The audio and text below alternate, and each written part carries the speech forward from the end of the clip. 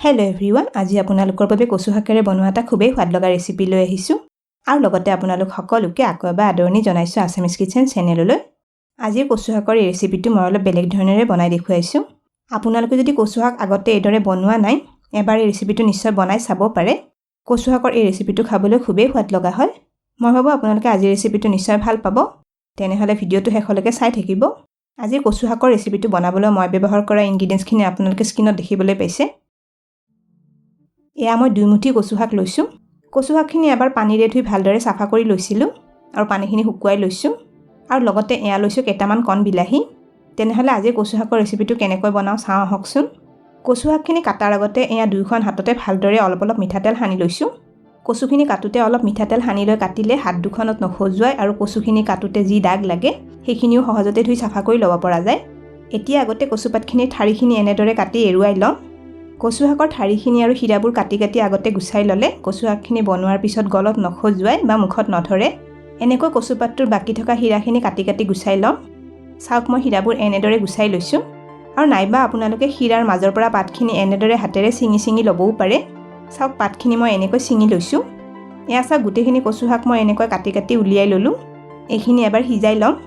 কেৰাহী এটাত এয়া অলপ পানী উতলিবলৈ দিছিলোঁ। পানীখিনিত জোখমতে অলপ নিমখ দি দিছোঁ। আৰু এতিয়া এয়া আধা ফালমান নেমু টেঙাৰ ৰস এইদৰে চেপি পানীখিনি দি ল'ম। নেমু টেঙাৰ ৰস দিয়া পানীত কচুপাতখিনি এবাৰ সিজাই ল'ম। এতিয়া এয়া কচু শাকখিনি পানীখিনিত দি লৈছোঁ। নেমু টেঙা দি কচু শাকখিনি এবাৰ পানীত সিজাই ল'লে বনোৱাৰ পিছত কচু শাক গলত বা মুখত নধৰে বা নখজুৱাই। এইখিনি হেতাখনেৰে অলপ হেঁচি দি লৈছোঁ। এতিয়া কেৰাহী ঢাকনিখন লগাই এইখিনি 5-6 মিনিটমান কম জুইত সিজিব দিম। 6 মিনিটমান পিছত কেৰাহী ঢাকনিখন আঁতৰাই ল'লোঁ। গেছটো অফ কৰি ল'ম। এতিয়া কচু শাকখিনি পানীৰ পৰা উঠাই ল'ম। কচু শাকখিনিৰ পানীখিনি ভালদৰে এবাৰ চেকি ল'ব লাগিব। এইখিনি এতিয়া পানীখিনি ভালদৰে যাবলৈ থৈ দিম।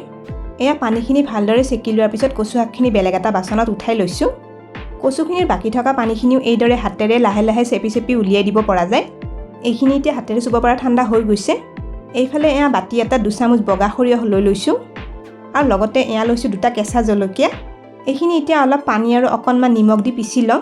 ইয়াতে আপোনালোকে বগা সৰিয়হৰ লগত অলপ ক'লা সৰিয়হ মিলাই দিবও পাৰে আৰু জলকীয়াৰ পৰিমাণ নিজে বিচৰা ধৰণেৰে অলপ কম বা বেছিকৈ দি ল'ব পাৰে। এয়া চাওক সৰিয়হখিনি এনেকৈ পিচি ল'লোঁ। এইখিনি মই অলপ পনীয়া আৰু মিহিকৈ পিচি লৈছোঁ। আৰু আজিৰ কচু শাকৰ ৰেচিপিটো মই সৰিয়হেৰে বনাম। এয়া কেঁচা মিঠাতেল অলপ কেৰাহী এটাত গৰম কৰি লৈছোঁ। এয়া আধা চামুচ কালজিৰা তেলখিনিত দি ল'লোঁ। এতিয়া মিহিকৈ কাটি লোৱা এটা পিঁয়াজ দি দিছোঁ। আৰু এয়া 1 চামুচ আদা নহৰু পেষ্ট পিঁয়াজখিনিত দি লৈছোঁ। এইখিনি মিলাই অলপ সময় কেঁচা গোন্ধটো যোৱালৈ ভাজি ল'ম। এয়া পিঁয়াজ আৰু আদা নহৰুখিনি আমাৰ ভজা হৈ গৈছে। এইখিনি কেঁচা গোন্ধটো নোহোৱা হৈ গৈছে। এতিয়া 12টামান কণ বিলাহী ইয়াতে দি ল'লোঁ। বিলাহীখিনিত এয়া নিমখ জোখমতে দি দিছোঁ। এয়া দিলোঁ হালধি আধা চামুচ, ধনিয়া গুড়ি আধা চামুচ দিছোঁ। এয়া জালুকৰ গুড়ি আধা চামুচ দিলোঁ। আৰু লগতে এয়া কাশ্মীৰী জলকীয়া গুড়ি আধা চামুচ দিছোঁ। এতিয়া বিলাহীখিনি মছলাৰ লগত মিলাই 2 মিনিটমান কম জুইত ভাজি ল'ম। এইখিনিতে এটা ৰিকুৱেষ্ট কৰিলোঁ, ভিডিঅ'টো চাই ভাল পালে লাইক আৰু শ্বেয়াৰ কৰি দিব। বিলাহীকেইটা হেতাখনেৰে এইদৰে হেঁচি অলপ ভাঙি দিছোঁ। এইখিনি ভালদৰে গলি অহালৈ অলপ সময় ভাজি ল'ম। এয়া আমাৰ বিলাহী আৰু মছলাখিনি ভজা গৈ তেলখিনি ওলাই আহিছে। এতিয়া এয়া সিজাই পিটিকি লোৱা 2টা আলু মছলাখিনি দি ল'ম। আলুখিনি মছলাখিনিৰ লগত মিলাই আৰু 1 মিনিটমান ভাজি ল'লেই হৈ যাব। আপোনালোকৰ যিসকলে আমাৰ চেনেলটো এতিয়ালৈকে ছাবস্ক্ৰাইব কৰা নাই তেওঁলোকক আমাৰ চেনেলটো ছাবস্ক্ৰাইব কৰিবলৈ ৰিকুৱেষ্ট কৰিলোঁ আৰু কাষতে থকা বেল আইকনটো টিপি নটিফিকেশ্যন অল কৰি দিব। এয়া আলুখিনিও মছলাৰ লগত ভাজি ল'লোঁ। আলুখিনি ভাজোঁতে মই 2 চামুচমান পানী দি লৈছিলোঁ।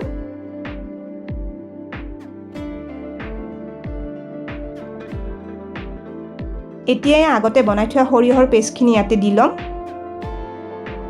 সৰিয়হ বটাখিনি আলুৰ লগত মিলাই আৰু 1 মিনিটমান ভাজি লৈছোঁ।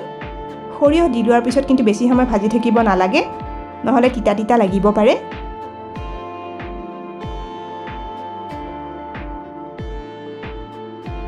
এইখিনি হৈ গৈছে। এতিয়া 2 চামুচমান ৰুকি লোৱা নাৰিকল সৰিয়হখিনি দি ল'লোঁ। এইখিনি এবাৰ মিলাই ল'ম। নাৰিকল কিন্তু আপোনালোকে ভাল নাপালে বা দিব নোখোজিলে নিদিয়াকৈ ৰেচিপিটো বনাব পাৰিব।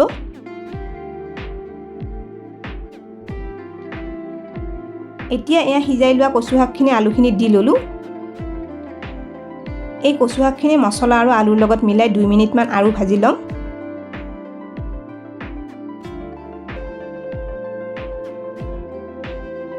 এইখিনি ভজা হৈ গৈছে।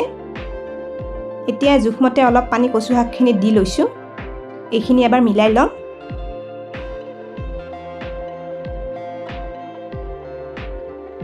এতিয়া কেৰাহী ঢাকনিখন লগাই এইখিনি কম জুইত 6 মিনিটমান উতলি থাকিব দিম। 6 মিনিটমান পিছত ঢাকনিখন আঁতৰাই লৈছোঁ। এয়া আমাৰ কচু শাকৰ আঞ্জাখন হৈ গৈছে। এইখিনি এনেকুৱা অলপ পনীয়াকৈ মই ৰাখি দিছোঁ, তেতিয়া ভাতৰ লগত খাবলৈ ভাল লাগিব।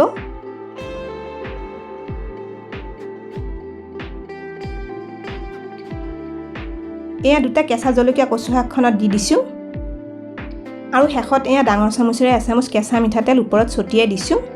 লগে লগে গেছটো অফ কৰি দিম। মিঠাতেলখিনিও ভালদৰে এবাৰ মিলাই লৈছোঁ। কচু শাকৰ এই ৰেচিপিটো বনোৱা হোৱাৰ লগে লগে কেঁচা মিঠাতেল অলপ মিলাই দিলে খাবলৈ খুবেই সোৱাদ লাগে। আৰু এয়া আজি দুপৰীয়াৰ ভাত সাজৰ বাবে এখন কাঁহীত ভাত সাজি লৈছোঁ। এয়া বাতিত দালি লৈছোঁ। অলপ ভাজি লোৱা সৰু মাছ লৈছোঁ। লগতে কাজি নেমু আৰু কেঁচা জলকীয়া লৈ লৈছোঁ। আৰু শেষত আজি সৰিয়হেৰে বনোৱা কচু শাকৰ আঞ্জাখন পৰিৱেশন কৰিছোঁ। এইদৰে বনোৱা কচু শাকৰ আঞ্জাখন গৰম গৰম ভাতৰ লগত খাবলৈ খুবেই সোৱাদ লাগে। তেনেহ'লে আজিৰ কচু শাকৰ ৰেচিপিটো আপোনালোকে কেনে পালে কমেণ্ট কৰি নিশ্চয় জনাব। ভিডিঅ'টো শেষলৈকে চবে বেয়াকৈ ধন্যবাদ জনালোঁ আৰু ভিডিঅ'টো ভাল পালে লাইক আৰু শ্বেয়াৰ কৰি দিব। স্ক্ৰীনত দেখা পোৱা ৰেচিপিকেইটা চাবলৈ মই ৰিকমেণ্ড কৰিলোঁ। ভিডিঅ'কেইটা চাবলৈ ৰেচিপিটোৰ ফটোখনৰ ওপৰত ক্লিক কৰিলেই হ'ল। তেনেহ'লে আজিলৈ আহিছোঁ, আকৌ লগ পাম আৰু এটা নতুন ৰেচিপি ভিডিঅ'ৰ সৈতে।